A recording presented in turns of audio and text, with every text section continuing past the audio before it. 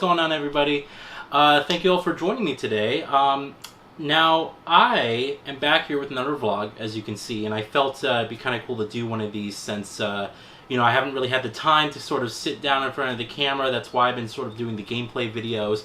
But I felt this would be cool because, it is Sunday, it's the weekends, and it's my last day of my week-long vacation that I've been on. And so I wanted to do something kind of special for you guys, an actual vlog, and I'm going to be actually discussing more of the exciting things that I saw at E3, the things that I sort of want to discuss, and that's really the purpose of this video, alright? Now, I did upload my kind of in real life vlog of walking around E3 and going to the conferences and my experience. And I sort of discussed really quickly everything that I saw and grasping and the things that I was interested in, but what I really kind of want to do in this video is sort of go in detail with all of that. So if you're interested in knowing what I thought about a few of these games, I brought a list with me, so I'm going to sort of go over some of the more interesting things that I saw at E3 and then sort of give my opinions on, I guess, the press conferences and those games. So here we go. Alright, so the first event that took place was on Saturday, and that was EA Play, and I did attend this year, and it was rather boring, I have to say. EA didn't really have much to show. They have games that they're making, it's just that, I don't know why, it seemed that this year there was really a lack of content. And I guess, we're in sort of this mid-generation shift point where it's like, okay, we're going to be getting the next generation console soon, so everybody's sort of keeping everything close to their chest and they don't want to reveal things so close at this point in time. But, EA, really the only thing of interest that they had to show this year was Star Wars Jedi Fallen Order. And unfortunately, you would think with the game coming out in 5 months that they would have it playable there at EA Play, but they did not. In fact, all that they had was they call it a theater experience, where the developers sort of talk with you about, different elements of the game that they were showing, and then they actually do a live demonstration in front of you, and that's what I saw. So I was seeing the demo for the first time because even though it came out earlier in the morning, I was busy driving and, I was in LA getting to EA Play. So I saw it for the first time in that theater experience, and I liked what I saw, but I was not blown away. And to me, it looked like a very fun, enjoyable action-adventure game, and I'm very happy to see that it's story-based. I don't want to discount that opinion at all.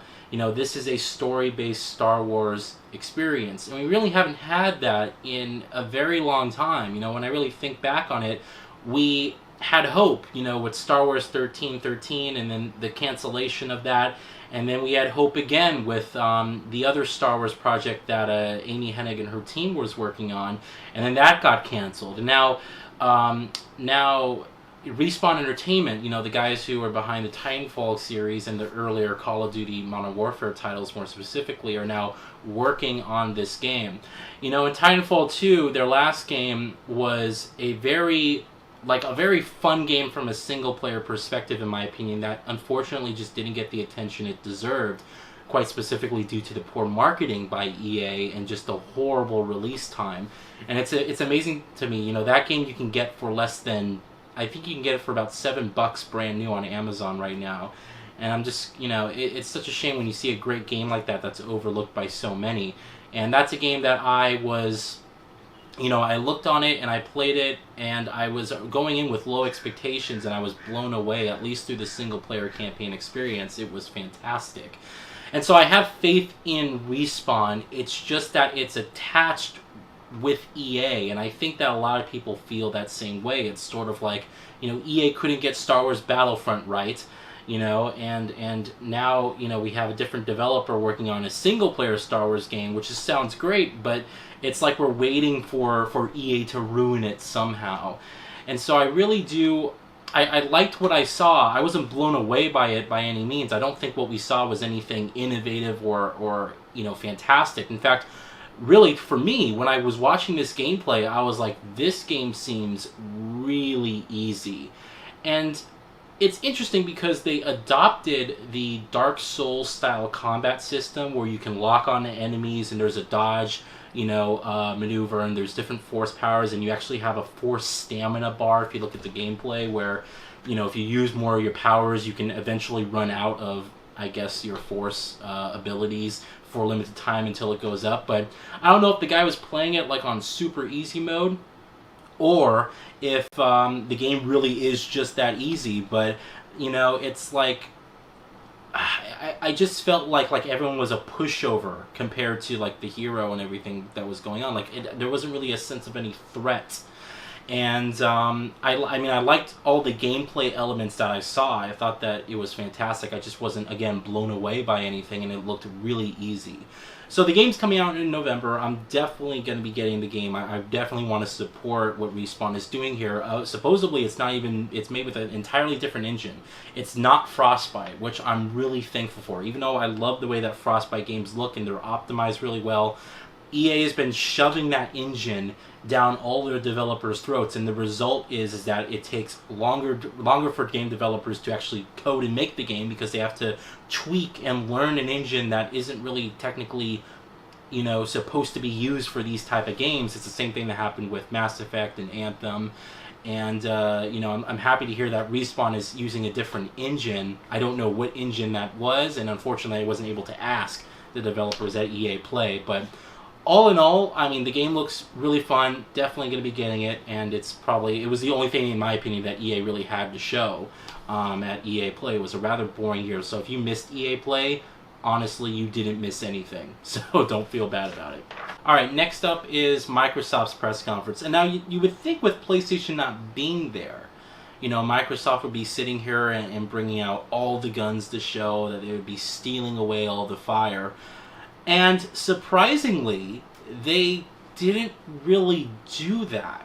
And in my opinion, it was probably one of the more lackluster, more disappointing conferences. In fact, out of all the conferences that I saw, and I went to pretty much the majority of them, Microsoft's was the most disappointing in my opinion, to be quite honest with you guys. And it wasn't because they didn't have really anything to show. It was the lack of gameplay shown at their conference.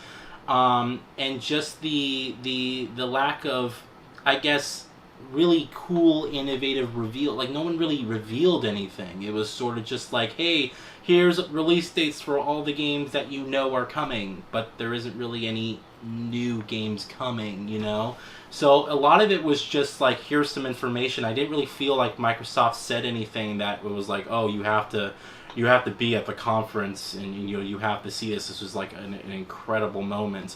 Besides Keanu Reeves, in fact, Keanu Reeves was the best thing about the Xbox conference. And I remember I was sitting, unfortunately on the other side when he came out on stage, but I was still near the front. And I was just like, wow, that was such a great moment for Cyberpunk. But let's get to Cyberpunk. This has been my most anticipated game for a very long time now. And I remember watching the original trailer in 2012, and I was sitting on my bed, and I was on my phone, and I was like, what the hell is this game, Cyberpunk? And I saw this trailer, and it was just beautiful. We all seen the trailer with the gorgeous girl and this bullet, in slow motion, grazing her face, and it's all mechanical, and it's just a beautiful trailer, right, with great music and everything. And we've been waiting since 2012 for more information on this game. Now, CD Projekt Red is a game developer we can all trust, and they definitely showed that through the Witcher series. I played Witcher 2, and I thought it was a good game, a little bit. Some of the game elements in that game were a little bit premature in terms of the combat system and the way the game flowed. But all that was fixed in The Witcher 3, and The Witcher 3 has remained my top best game, in my opinion, this generation, until I played God of War, which overtook it. But Cyberpunk 2077, the next game from them, that's like a game that speaks to me. I love sci-fi much more than I love fantasy, and everything that I've seen of this game, the world that's crafted, just the characters, the different gameplay elements, all of it is just speaking to me in terms of, this is an experience. This is a true experience where you can sit down, you can immerse yourself, and you're not just going to breeze through it. It's not just going to leave you hanging. It's not just going to be unsatisfying. and I'm really excited because I know I can put my faith into a game studio like CD Projekt Red, and that, you know, I believe Warner Brothers is publishing them, if I'm not mistaken, and they're not you know, interfering whatsoever with game development. They're just like, okay, do whatever you need to do. You have complete creative freedom, and I love that element, you know, and that's really what great games are.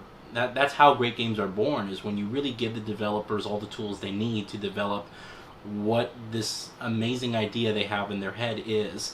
And so unfortunately, we didn't get much gameplay, right? We just got a really beautiful CGI trailer, you know. We got a reveal of Keanu Reeves when he came out, which was awesome. But, and we got a release date, you know, which is next year. For me, I look at that game, and I want to know what your guys' opinion on this is. I look at, every single time I look at Cyberpunk, you know, and I've seen the gameplay reveal many times. That game, to me, is a next-generation game through and through. When I look at that game, I think to myself, it's amazing to me how they're able to get that game running on the PS4 or Xbox One. Now, a lot of people say, well, why is that? When you really look at the complexity of the world, the fact that they're talking about, yeah, you can go anywhere, and it's basically the freedom of The Witcher just in a vertical sense. Instead of having like these large open fields where you can run around, you can go to the mountains off in the distance. We have large vertical buildings, and you can go in these buildings, and there's people there doing their jobs. You could go on the rooftops. There's cars you can drive. There's different elements. And, you know, you start thinking about how deep is this game. And then it's sort of like, wow, yeah, they're going to somehow fit this and have it run, you know, on a PlayStation 4 and on an Xbox One. And speaking of, we actually got confirmed details that the Xbox One X version is supposedly going to run at 4K. Whether that's upscaled 4K or native 4K remains to be seen. But to me, I'm like, okay, 4K with like medium settings. You know, you're not going to have, you know, and that's a game I'm getting on PC regardless, because I just with the anemic processor on the PS4 Pro even and the Xbox One X. They're the same chips, but with the anemic processor on there, I'm just thinking to myself, how are they going to get that game to run and be as dense and be as immersive on those systems, you know? Because already when the PS4 launched, they were already running into issues, you know, with The Witcher 3 and trying to get that game to work out, you know, and they optimized the game, but there was still some frame rate drops. But when you look at like the PC version side by side, it's like, wow, they really culled back the world detail. You know, like there's lots of muddiness in the far distance. So, and with Cyberpunk, it's like that's a world that, you know, you want to be as alive as possible. And so I really hope that that game, Cyberpunk 2077, when it comes out, I really hope that it's also going to be a launch title, or at least launch within the first year on the PlayStation 5 and the next box, alright? But that is a game I am getting on PC regardless, because I know that CDPR really does, you know, spend a lot of time to optimize their games. And I think that, you know, they even said that they learned a lot, you know, developing Witcher for consoles, that, you know, they developed the console versions alongside the PC version as well, that it's not just like a port, or no version is like a port of the game. It's just, to my thinking, I'm looking at that game, I'm just saying, God, that's a next-gen game. There's so much going on in that world. How are they going to get it to be that detailed or be that dense and have the city be as immersive, trying to fit this all on a processor that was already outdated when the consoles came out, you know, and has been outdated for a very long time compared to like just a modern PC back in the day.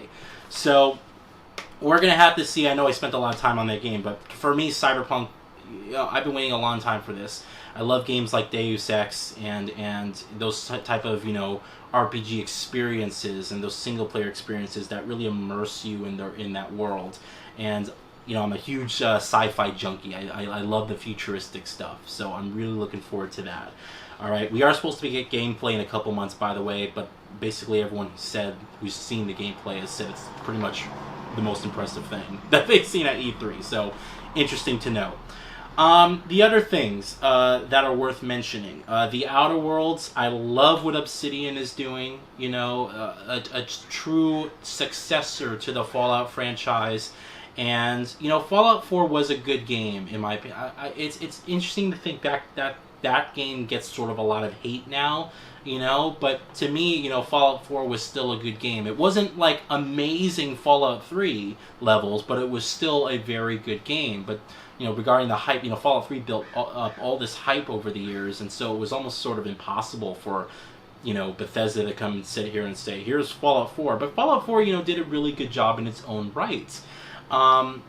But The Outer Worlds is a true successor to the Fallout franchise, and it's made by the guys who made Fallout New Vegas, which I didn't like. You know, Fallout New Vegas, a lot of people, there's two different people, right? People who think Fallout New Vegas is better than 3, and then people like myself who love Fallout 3 a lot more than they love New Vegas.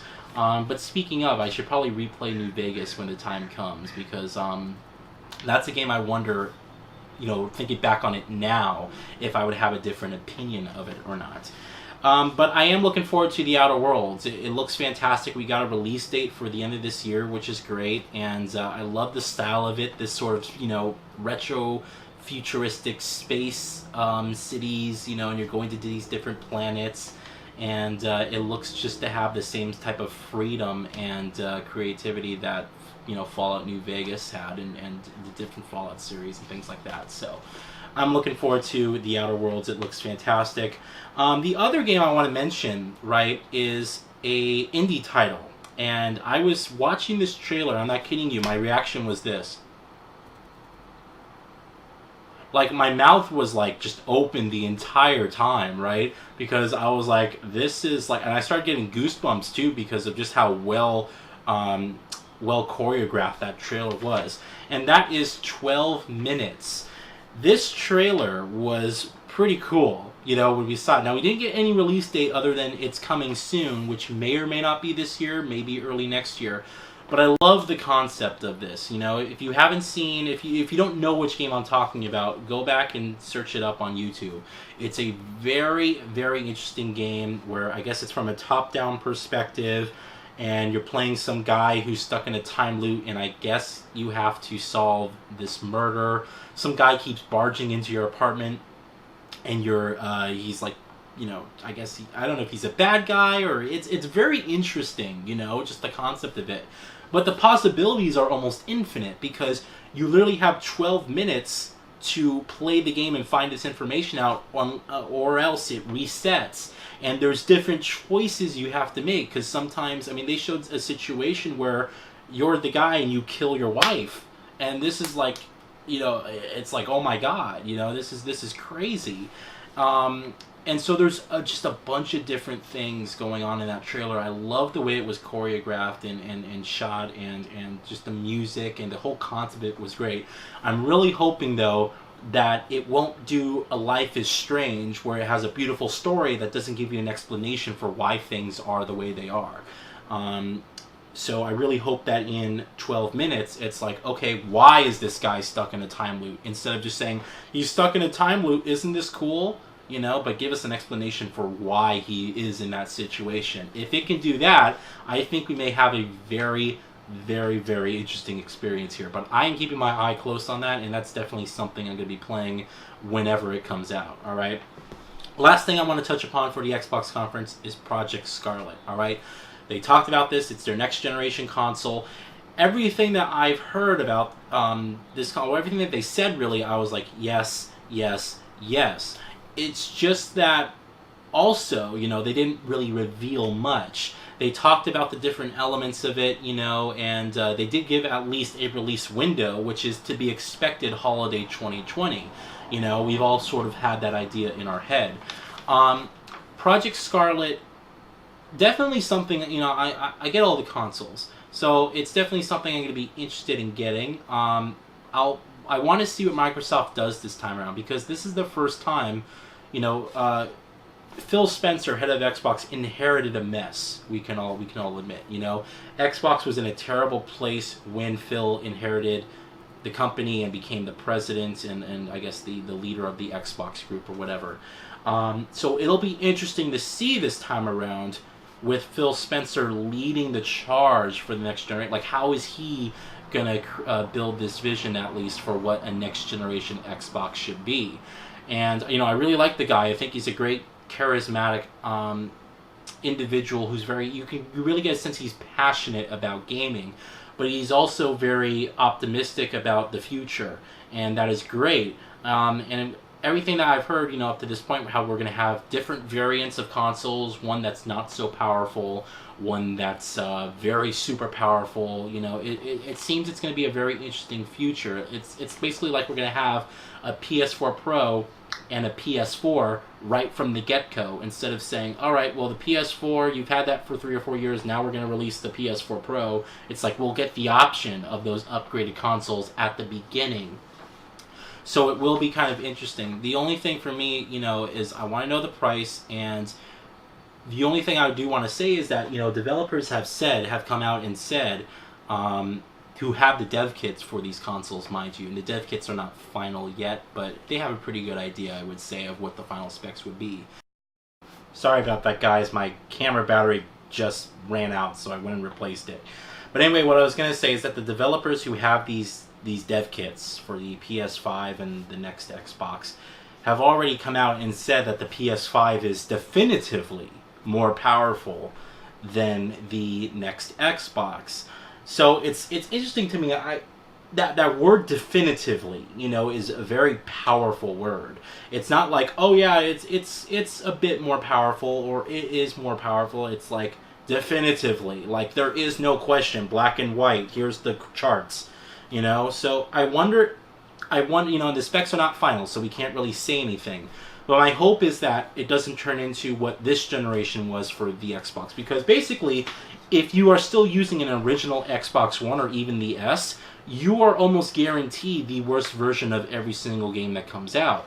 You look at games like Devil May Cry 5, for instance. The Xbox One version of that game, if you don't have the X, is the only version that runs consistently under 60 frames per second. In fact, it barely even hits 50, right? It's between like 35 to like 45. You have games like Anthem, which, Anthem's a terrible game, right? And it was unoptimized.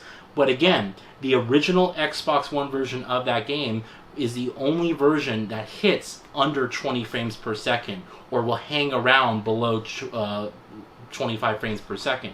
At least with like the base PS4, you're still getting those 30 frames per second experiences, or you're still getting close to 60 frames, like in Devil May Cry 5, where it sticks much closely to that target. But I hope that's not another situation, because, the way that the Xbox One was built, and I guess when it really comes down to it, because even though the processor is clocked higher, it was the GPU and I guess the RAM that they were using, because I believe they're still using DDR3 RAM opposed to the PS5's GDDR5, which is significantly faster. I guess the way that it was built, you're pretty much getting like anemic versions of games, and regardless of whether you're a big Xbox fan or not, it's unacceptable, when it really comes down to it. There's no reason why anyone should just scoff off the fact that games run significantly worse on the machine. And it's not just a few experiences either. It's pretty much every single game that comes out now. It's like, I look at games like Cyberpunk 2077. How that game is gonna, be immersive and run well and be playable on an original Xbox that's going to have to be like a technical feat, to like really pass. Because there's a lot of games these days that just come out and they're just not that optimized for the machine. It's almost sad, So I'm really hoping that, it is closer, at least to power. They don't use hardware that makes it so, like down the road, it doesn't become so anemic, But we're going to have to see. I liked what I heard about Scarlet. What it really comes down to it is the price. We know it's coming out in holiday 2020. We're going to have to see how the game experiences are. Microsoft is not really focused on creating exclusives that really sell the platform. Xbox is not a platform anymore. It's like a service.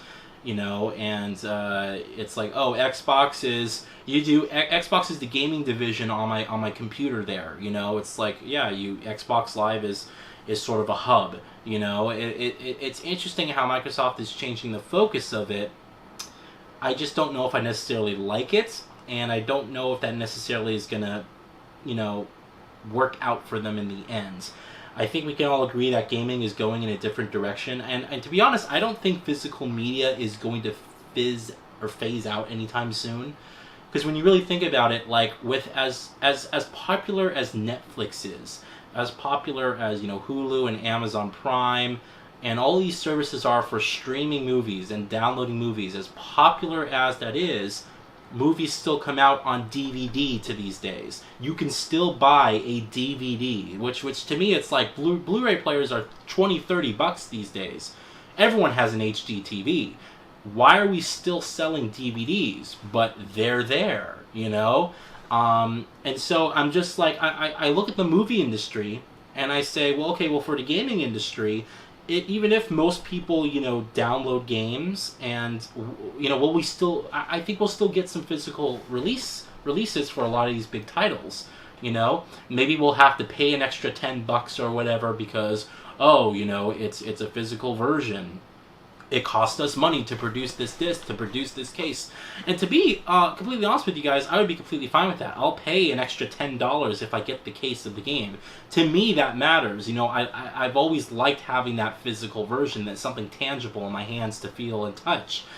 But, you know, it's interesting. When you look at the movie industry, it's survived this long you know, Netflix isn't new by any means. It's survived this long in the digital age, and we're still getting movies released on DVD, you know, and no one pretty much has a standard definition TV anymore, unless for collection sets. But, you know, I wonder if the gaming industry, I don't think the gaming industry will completely shy away from physical media. I think it'll still be a thing, alright? So, just something about that. Alright, to get things moving here, Bethesda, Doom Eternal. So I actually got to play the game when I was actually at the conference, because after the conference, and Bethesda always does this. If you're ever going to go to a conference, right, one of these gaming conferences, go to Bethesda, because even if the conference sucks, you have the after party after, and that's a lot of fun. So they had an after party after, you know, as they do every year for the Bethesda conference, and they gave us free barbecue. They had hot dogs, they had brisket, they had corn on the cob, they had a bunch of different stuff. So it's free barbecue, right? They're just handing it out, right, and cooking it right there on the spot. And an open bar, right? So you can literally get all this alcohol. You can get sodas, and if you just want a water, they have that. It's so much fun to be there, and if you haven't watched my video, I've actually recorded myself being there. Apart from like being crowded in because there's so many people there, it honestly is a very fun conference to go to because of that. So afterwards, at the after party, you know, we got some food. So I had a hot dog, and then I got a drink. And I stood in line to play Doom Eternal because it was there playable at the conference. And I got to play about 15-20 minutes before being told, alright, that's it, we're packing up, sorry, that's the end of it, which sucks. Because I stood in line for hours, I'm not kidding you. And the line wasn't even that long. The problem was, the demo for Doom Eternal was like 30 to 45 minutes per person. And they had a lot of people in line, probably about 50 or so people in line, right? And you have a 30 or 45 minute demo per person. We're slowly moving along, and it was so annoying. And then I got to play the game. I was like, okay, I stood in line this long. At least I'll get to play the game. And then they tell me, all right, that's it. You guys got to go home, which was super annoying, you know. Anyway, I did get to play about 15 or 20 minutes of the game. It plays like Doom. You know, I really don't know what else to describe it as. It's still fun. It's still really visceral, you know, and fast-paced, but it essentially feels and plays just like Doom. There's a few more extra things here or there. You know, you have the whole double jump thing, and you have actual wall climbing this time, only on certain surfaces. So there is a little bit more effort I don't want to say effort, but there's a little bit more of a focus put into like the traversal aspects of the levels. But like in terms of the gunplay, it's Doom. It feels like Doom 2016, maybe a little bit more refined. It's still, fast paced. It's still really fun to play. So I'm looking forward to that game. And when I played Doom 2016, I really enjoyed it. And unfortunately, my save file got corrupted, and I was probably about a couple levels just before the end, right? So I told myself, I'm not replaying this whole thing again. I'll play the game down the road. But now, Doom with Doom Eternal coming out later this year, I'm gonna make a point to play Doom 2016 again. This time, truly go through and beat it, if I don't get a save file corruption, and really make a cool experience out of it. So I'm really looking forward to that. I'll be doing that before I play Doom Eternal, but I did like what I played. At least it's just Doom. It's like a refinement of the Doom 2016 game that you've already played. So the other game to me, which was the most interesting, was Ghostwire Tokyo. I like the concept. We didn't see any gameplay. We got a very pretty CGI trailer for the game, but this is made by the same guys who did the original Evil Within game, which was a game I felt was mediocre. It was okay. I liked the Evil Within 2 a lot better than the original game, because even though I wasn't a big fan of the open world structure of the sequel, the story was so much more emotional, so much better told, and it was just a really, really fun game. Whereas in the original game, I felt it was a little bit stiff, to for lack of a better term, to really kind of talk about the gameplay there. But Ghostwire Tokyo is supposed to be, I guess we really don't know what it's supposed to be. I'm expecting it to be sort of this third-person stealth horror game where you're running across rooftops and you have like this bow and arrow and you have to avoid certain patrols. But I love the concept. It's modern day Tokyo. You'll have different areas where you're in subways, you're in the hard cities, and you could probably go outside to like the more,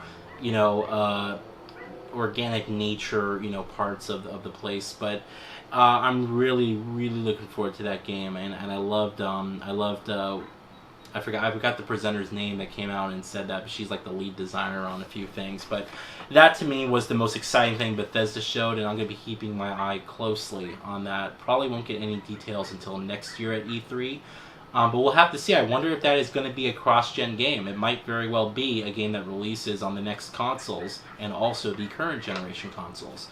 We'll have to see. Okay, so that's it for Bethesda, alright?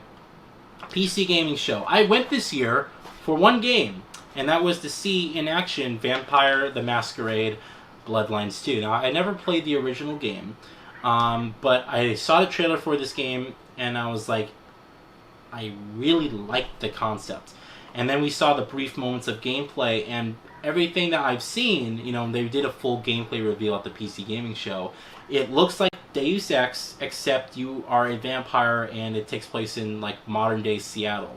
And I love that concept. I think it's pretty cool, it's pretty dark, and we're talking about all these different elements where you have choices, that are very deep and that really reflect throughout the whole game.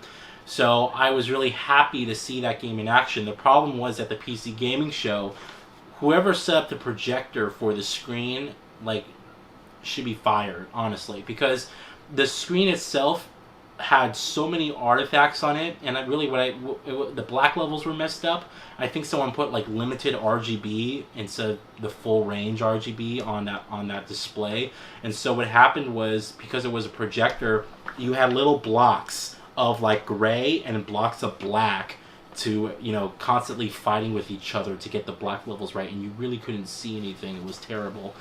But I did watch the trailer back again when I got home on my PC, and really, really enjoyed the way that game looks. And that's coming out next year, early next year. But I'm looking forward to that again. It's probably, in terms of right under Cyberpunk, that's probably my second most anticipated game for next year. We got a lot of games coming out next year. 2020 looks to be a very jam-packed year, really exciting stuff. So we'll have to see, but I just like the concept of Vampire the Masquerade Bloodlines 2. I think it's pretty cool. Create your own character, it's single-player, classic RPG style, and it looks pretty sweet. All right, the next thing is Ubisoft. Nothing. Okay, Watch Dogs Legion, since that was like the big announcement that they showed, I think technically it looks impressive. All right. The only thing I'm thinking of is that because you can technically play anyone at any time and you can build your characters and grab anyone, I wonder if the lack of a main central character in your story is going to is going to spell trouble for really connecting with someone and going through an emotional journey. Because with storytelling, the main character is always important. It is the driving force. It is the person that the audience is most going to connect with during this journey. And if you give them the ability to simply choose anyone or anything, well, some people are going to be underperforming or compared to others. And I just don't know how they're going to tell this compelling narrative whilst also giving you the ability to play anyone at any time, anywhere. You know, and I think it's impressive what they're doing from a technical perspective, like very impressive. But I am concerned for that storytelling aspect. I do wonder, okay, are they really focusing at all on a story, or is this just going to be wreak havoc in London, which I do like the setting a lot, by the way, wreak havoc in London and play anyone, and you can have some funny moments, you can have some super serious moments, but is it going to be cinematic? Is it going to be emotional and forthcoming, like at least parts of the original Watch Dogs and Watch Dogs 2, you know? So I don't know, we're going to have to see, but I really hope it's going to be interesting. I think the game looks impressive from that perspective, but I do hope storytelling isn't sacrificed as a result from that. That's all. All right? And then the only thing I'll mention is Ghost Recon Breakpoint. I enjoyed Ghost Recon Wildlands much more than I thought I would. I will be getting Breakpoint, but it's not something I really want to discuss super in the detail. I mean, it looks exactly like Wildlands, except it's refined, and we'll have to see. So I guess that's it. Devolver Digital, I always love the press conferences because they are a reminder to not take things super seriously, and it always pokes fun at the video game trends going on in the world. So Devolver didn't even have a press conference this year in typical Devolver fashion. What they had was a Devolver Direct, which was sort of like a take on what PlayStation is now doing with I forgot what they call it, Days of Play or something like that. PlayStation's now doing it, and Nintendo, the original founders of it, have been doing it. The only thing I want to talk about is My Friend Pedro. If you haven't seen this game is freaking awesome. It looks freaking amazing. So it's sort of like a side-scrolling shoot 'em up, but like turned up to 11 with a lot of visceral violence and stuff. I love what I'm seeing so far. That game's coming out in a couple weeks, so like I'm really looking forward to it, right? So I cannot wait for that. And then Devolver Bootleg, which was their joke. They always do a joke every single year. So Devolver Bootleg was their joke. I bought it on Steam. I'm not even kidding you. It was less than $5. Because why wouldn't you buy Devolver Bootleg? You literally get you get like 5+ rip-offs of other games for free for less than $5. It's hilarious. So I bought Devolver Bootleg, but I don't know if I'll ever get to play any of those games. I just think it's hilarious. But yeah, that's pretty much it from the Devolver conference. You know, it was funny, enjoyable to listen to and watch. My Friend Pedro having a release date, I'm super looking forward to that. And then Devolver Bootleg, that's kind of funny. So all right, last thing is Square Enix. Again, now Square Enix has a lot of franchises that I don't necessarily care so much about, but am still interested in playing. All right. The big thing for me was Dying Light 2, seeing that in action. It looks really good, you know, and it looks like they refined a lot of their parkour system, I guess taken from Mirror's Edge. You know, Dying Light is a different feel overall from just having Mirror's Edge. You know, Mirror's Edge has actual weight and gravity to everything that you're doing, whereas Dying Light is a lot more floaty, you know, and kind of unrealistic and fun. So it's a lot more easy to get into. But I like the concept and the setting for Dying Light 2. They talked a little bit more in detail. They kind of glossed over it in the press conference, but I did watch some gameplay after the fact. And it's funny because you watch the first cinematic trailer for the game, and you realize watching the gameplay, oh, it really plays like that. Like, it really does play like almost a trailer and very cinematic and stuff. And they have these contextual takedowns where you can, like, you know, that moment where the guy grabbed the pole and he kicked the guy off the building. That's actually in game, and I saw gameplay where the guy actually did that to the dude, and it looked amazing. So I'm looking forward to Dying Light 2. I don't think we have a release date on that. If we do, I think it's next year. I would expect it to be next year at least. But that's a game I know a lot of people are looking forward to. Dying Light was one of those games that released and, you know, it was like, oh, this is cool, but it had a lot of technical issues. And then the developers just worked them out. They updated the game. They kept adding content, and it has turned into a huge success. And is probably one of the most fun games I played this generation overall. Is the original Dying Light. It's really, really fun. The other thing, Final Fantasy VII, the remake. I mean, I'm excited for everyone else, right? But for me, like, I'll check out the game, I'll play it. I hope that they at least refine what they did in Final Fantasy 15, because Final Fantasy 15 for me was like a good culmination of lots of ideas that didn't really mesh well in the end. It was like, okay, great, beautiful cinematic storyline that you didn't really elaborate on, beautiful open world that was kind of there, then not there, and then combat system that was more involved but not really developed that well. So there was a lot of things like that with Final Fantasy 15. So I hope that with Final Fantasy 7, the remake, they sort of look at that, refine everything, and they just make a beautiful game. But it's supposed to be an episodic game this time around. And it's interesting because I read something where the actual developers don't even know how many episodes it's going to be, and that it's not just a Final Fantasy, you know, update. It's sort of like a Final Fantasy VII game, and then so much more. It's like a whole world of stories. It's not just going to be like, oh, here's a story of what we already told in the original game. It's going to be that and then some. So it's going to be interesting to see how far they take that game. I wonder if that's going to be a game where we'll be playing that well into the next generation console's life cycle. We'll have to see.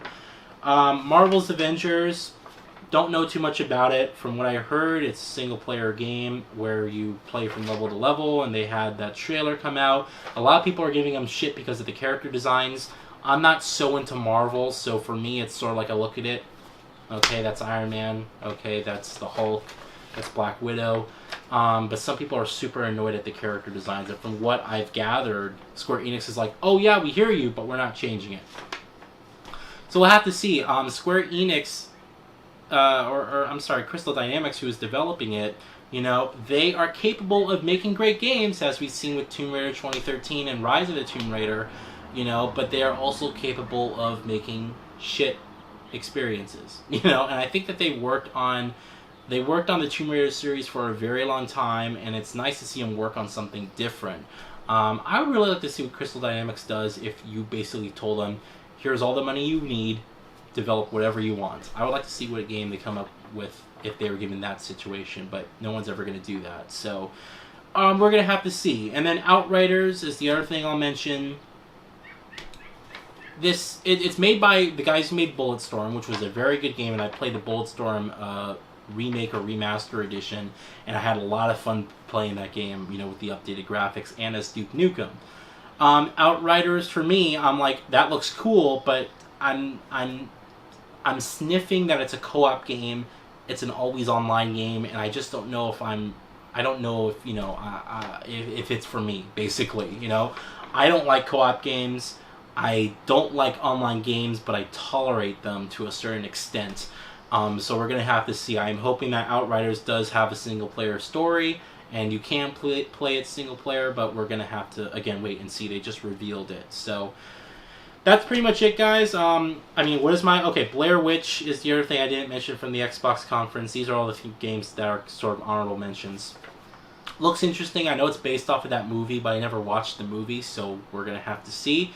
Elden Ring, we don't know anything about it, but nice to see that From Software is making something else. Gears 5, I was expecting a huge single-player level reveal, something epic, but we didn't see that. We basically saw multiplayer and then nothing for the game, and it's coming out in a couple months, so I don't know. We're gonna have maybe this is a good thing. Maybe going into Gears 5 open-minded will spell for a much better game, because Gears of War 4, in my opinion, was just it wasn't terrible by any means. It was just very uninspiring. You play that game and I was just like, these characters are not as likable, the levels are not as well crafted, the story is not as well told, and it's just, you know, it was sort of like Microsoft just wanting to continue the Gears of War story just for the sake of continuing it. But Gears of War 5, or Gears 5, as they dropped the of War part, so it's just Gears 5. We'll have to see. I'm definitely going to be playing that. Microsoft Flight Simulator looked beautiful. I was just like, my god, the visuals.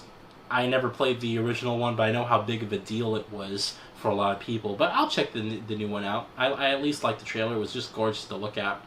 And then Ori and the Will of the Wisps. I mean, I really liked Ori and the Blind Forest. I thought it was a very intelligent platformer, very difficult in certain parts. So Will of the Wisp is definitely something I'm going to be checking out. We got a release date for that next year. We're just going to have to wait and see. The other ones, so Bethesda, Wolfenstein Youngblood, you know, that comes out next month actually. And I just read something, it's going to be a 25 to 30 hour campaign.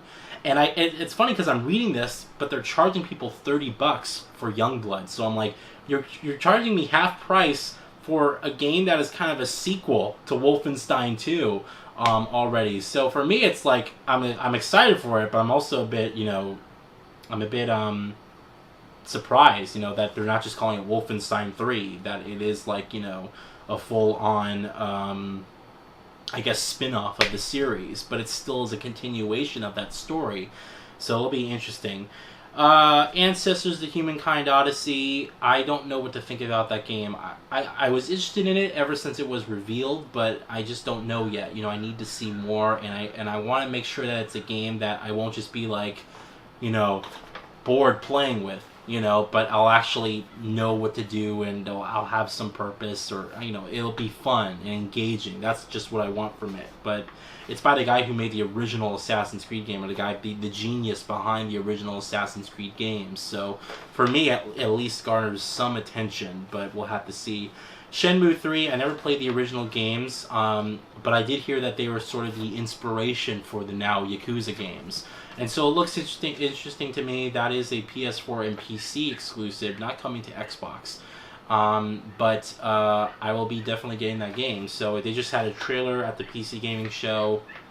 I really don't know too much about it, but I'm also happy I don't know too much about it because it makes it more interesting to play, you know? I think that's pretty much it. That is it, yeah. So those are the things that interested me, guys. So there's a lot of things, you know. E3 was kind of boring this year for me. Going to the press conferences, it was fun to go to, but I didn't really walk away from any of the press conferences like, oh my god, that was such a great conference, you know. All of them sort of left me feeling indifferent, you know, and there were some exciting moments in between those conferences, but I didn't really see anything that was like super like exciting, you know, or innovative or brand new. I just got the impression that it was sort of like, okay, everything you know about, here's all the information for all those games, see you next year, goodbye. So I hope you guys enjoyed the vlog here. Wanted to at least get some type of vlog up for you guys for this E3, you know, content, I guess. Yeah, it's sort of a lackluster year for me, but let me know if there's any of the games that I mentioned, if you guys have different opinions, or if there's some questions that I had when I talked about them, whether you guys can add some clarification to that. I would really appreciate it. For now, I'm going to be getting back to playing some games and doing some other things, but I will be back with some videos soon. So, thank you guys very much. Have a great day.